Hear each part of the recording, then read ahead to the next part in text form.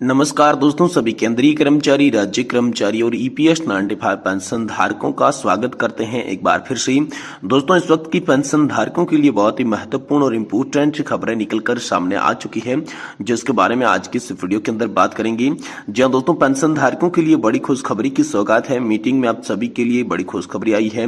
Pension धारकों के लिए खुशखबरी है। 15 साल बीत जाने के बाद नहीं होगी पेंशन से कटौती, मिलेगी 100% पेंशन। इसको लेकर दोस्तों हाल फिलहाल में आप सभी के लिए बड़ा अपडेट आया है। इसकी चर्चा आज की इस वीडियो के अंदर करने वाले हैं।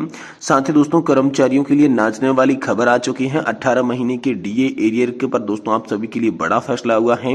केंद्रीय कर्मचारियों की खुशी का नहीं रहा ठिकाना। 18 महीने के बकाया 2,18,000 रुपए जारी होंगे आप सभी के लिए बहुत ही जल्द। इसको लेकर बड़ी खबर आई है।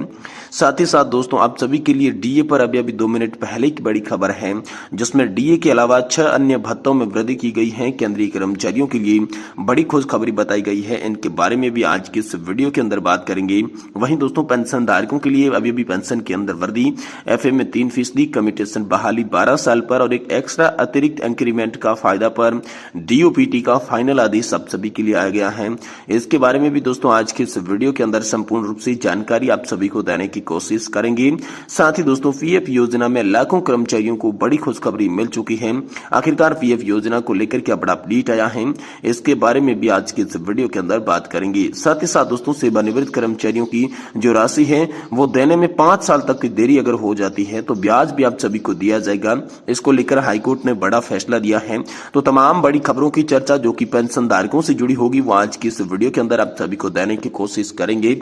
इसलिए आप सभी से निवेदन है कि दोस्तों आज की इस वीडियो को आप लास्ट तक देखें। साथ ही अगर हमारे चैनल पर आप पहली बार विजिट कर रहे हैं तो दोस्तों चैनल को सब्सक्राइब कर दें और वीडियो को लाइक जरूर करें। तो चलिए बिना किसी देरी की खबरों का सिलसिला शुरू करते हैं।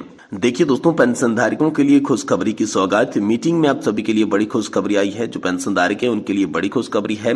15 साल बीत जाने के बाद नहीं होगी पेंशन से कोई भी कटौती, मिलेगी दोस्तों आप सभी को 100% की पेंशन। दिया दोस्तों, सीसीएस की पेंशन नियम 1981 के अनुसार कम्यूटेशन की बहाली के 15 साल पूरी हो जाने के बाद पेंशन धारकों को फुल पेंशन मिलना चाहिए। लेकिन ऐसा देखा गया है कि 15 साल बीत जाने के बाद उनकी पेंशन में कटौती होती रहती है, कटौती बंद नहीं होती। ऐसे में उसे लेकर पेंशन भोगी संगठनों की बैठक केंद्रीय मंत्री जितेंद्र सिंह जी के साथ हुई और तमाम मुद्दों पर इस बैठक में बड़ी सवाल उठाई गई, जिसमें देखो आखिरकार कम्यूटेशन की बहाली पर सवाल उठाया गया, कम्यूटेशन की लगातार जो कटौती हो रही है जिस पर सवाल उठाया गया, और साथ ही साथ 15 साल जो बीत जाती हैं और उसके बाद भी कम्यूटेशन से कटौती जो है वो बंद नहीं होती है, और कम्यूटेशन से कटौती बंद करने के लिए यहाँ पर बात की गई। साथ ही जो समस्या है उसमें स्पष्ट कारण क्या है और अधिक पैसे की कटौती जो हो चुकी है उसे वापस करना, और साथ ही दोस्तों सभी पेंशन धारकों की जो डेट है उसे ठीक करने को लेकर इस बैठक के अंदर बड़े निर्णय आप सभी के लिए हो चुके हैं। साथ ही दोस्तों अगली बड़ी खबर की बात करें तो कर्मचारियों के लिए नाचने वाली खबर है। 18 महीने के डीए एरियर पर आप सभी के लिए फैसला हो चुका है। जहां दोस्तों आप सभी केंद्रीय कर्मचारियों की खुशी का ठिकाना नहीं है। 18 महीने की बकाया 2,18,000 रुपए जल्द आप सभी के खातों में ट्रांसफर किए जाएंगे लेकर इसको लेकर बड़ी खबर है। तो चलिए पूरी खबर को विस्तार से जानते हैं। देखिए दोस्तों, केंद्र सरकार द्वारा कर्मचारियों को डीए बकाया देने का काम शुरू कर दिया गया है, जिसके केंद्र सरकार के तहत काम करने वाले लगभग 2,18,000 सरकारी कर्मचारियों को फायदा होगा। यहाँ पर जो है हाल ही में लोकसभा चुनाव के दौरान सरकार द्वारा अपने कर्मचारियों के बकाया धन को वापस करने का अभियान चलाया गया था। ऐसे में अगर आप भी एक नौकरी कर रहे हैं, सरकारी कर्मचारी हैं और डीए बकाया 2024 की प्रतीक्षा कर रहे हैं, तो ये दोस्तों डीए एरियर को लेकर ये बड़ी खबर है, आप सभी के लिए महत्वपूर्ण है। हम आपको केंद्रीय कर्मचारियों को 18 महीने के अंतिम 18 महीने के प्रदान किए गए डीए भुगतान को दोस्तों कैसे और कब आप सभी के लिए अधिसूचना पर चर्चा हो रही है इसके बारे में बात करेंगे।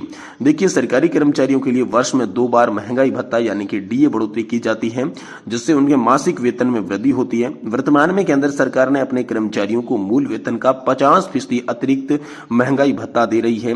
सरकार के पिछले महीने इसे बढ़ाया था। इसके साथ ही कर्मचारियों का मानदेय भी बढ़ाया गया है। हालांकि सरकारी कर्मचारी कर्मचारियों के लिए 18 महीने के बकाया डीए एरियर को लेकर अभी महंगाई भत्ता बकाया है उसे नहीं मिला है और इसी वजह से सरकारी कर्मचारी वेतन की मांग कर रहे हैं। हालांकि चुनाव अवधि के दौरान कर्मचारियों को उम्मीद है कि डीए बकाया का भुगतान दोस्तों 2024 में जल्द से जल्द उनके बैंक खातों में हस्तांतरित किया जाएगा।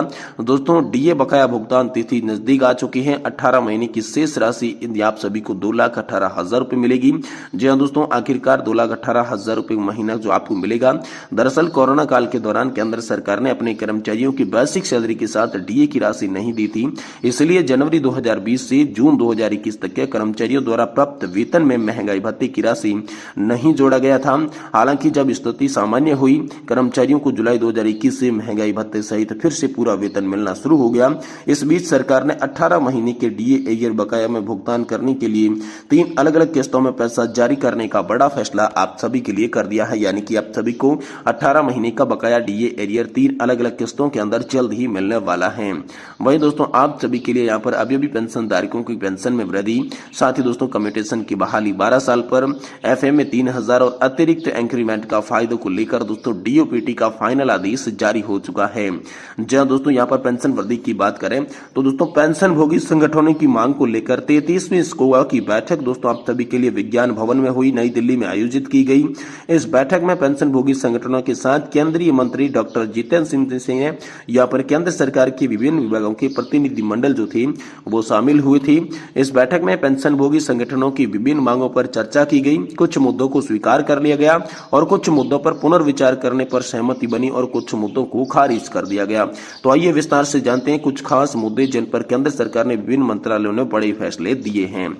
देखिए 65 साल से मिले 5% अतिरिक्त पेंशन का फायदा। पेंशनर संगठनों ने मांग उठाई थी कि पेंशनर्स की पेंशन में अतिरिक्त पेंशन का फायदा 65 साल की उम्र से ही दिया जाए। इस प्रकार 65 साल की उम्र पर 5 वर्ष, 70 वर्ष दोस्तों 10, 75 साल की एज में 15 और साथ ही 80 क्रॉस करते दोस्तों 20% अतिरिक्त पेंशन का लाभ दिया जाना चाहिए।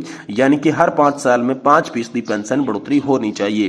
तो दोस्तों इस पर डीओपीटी की डब्ल्यू के संयुक्त सचिव ने कहा कि इस मुद्दे पर आर्थिक मामलों के विज्ञान में सुझाव मांगा गया है।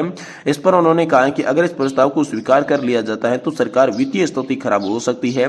साथ ही वित्तीय स्थिति भी यहाँ पर जो खराब होने के कारण राज्य सरकारों के पेंशनरों से ऐसी मांग करेंगी जिसके कारण आर्थिक बाधाएं उत्पन्न हो सकती है और इसे स्वीकार नहीं किया जा सकता। संयुक्त सचिव के इस तर्क के बाद पेंशन भोगी संगठन इस मांग पर पुनर्विचार करने का अनुरोध किया गया है।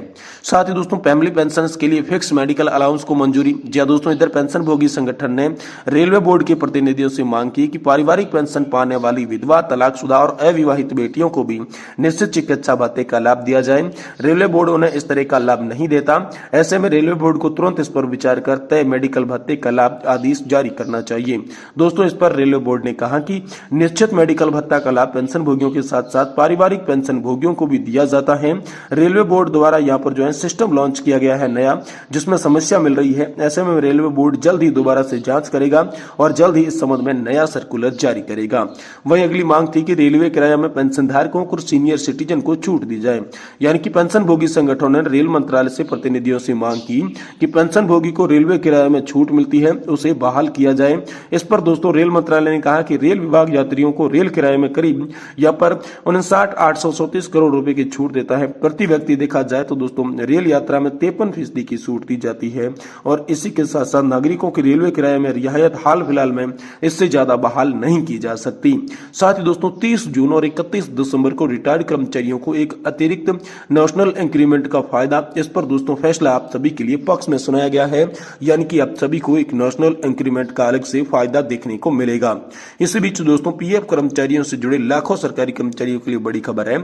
सरकार ने सामाजिक सुरक्षा कवरेज को बढ़ाने के लिए एक महत्वपूर्ण पहल की है। खबर है कि सरकारी कर्मचारी भविष्य निधि संगठन के तहत वेतन सीमा को बढ़ाकर 15,000 से अब कम से कम 21,000 रुपए किया जा सकता है।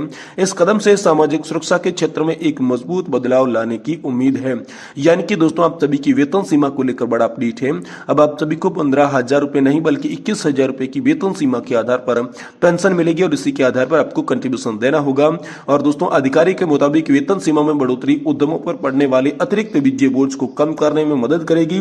यह बदलाव सरकार और निजी क्षेत्र दोनों के लिए फायदेमंद साबित होगा।